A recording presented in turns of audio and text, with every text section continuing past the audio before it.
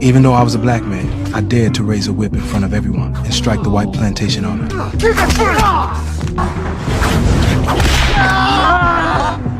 The other slaves watching were stunned, but even that couldn't ease the rage burning in me.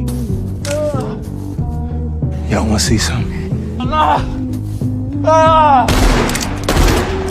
The slaves around me began to look at me with admiration. I, too, had once lived like them. Enslaved on the plantation. For the sake of love and freedom, I tried to escape with my wife Broomhild, but before long, we were captured by the white overseers. To spare her from the whip, I begged them to show mercy. I'm asking you this, please.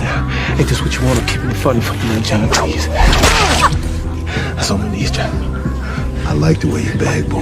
But they had none. Instead, they whipped her even harder. As punishment, then he sold us off separately, tearing us apart forever. On the road to being sold, a strange wagon appeared, with a tooth mounted on top. The driver called himself Dr. Schultz. He stopped the slavers, asking if any of the slaves came from the Karukan plantation. I'm from the Karukan plantation. He asked me if I knew the Brittle brothers. Of course I did. They were the nightmares that haunted my life. When Schultz knew I was the right man, he offered to buy me at a high price. But the slavers grew impatient. They not only refused, they even raised their guns at him.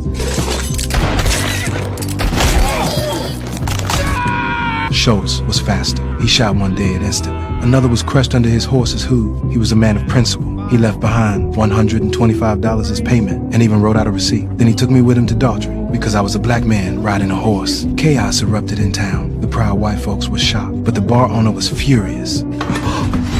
Whoa, whoa, whoa, whoa! What the hell you think you're doing, boy?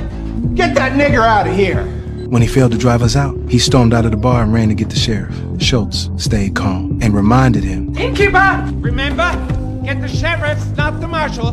Soon the sheriff marched in with his rifle, puffing out his chest, ordering us into the street, trying to show off his power to the whole town. You ain't got nothing better to do than to come into Bill Sharp's town and show your ass.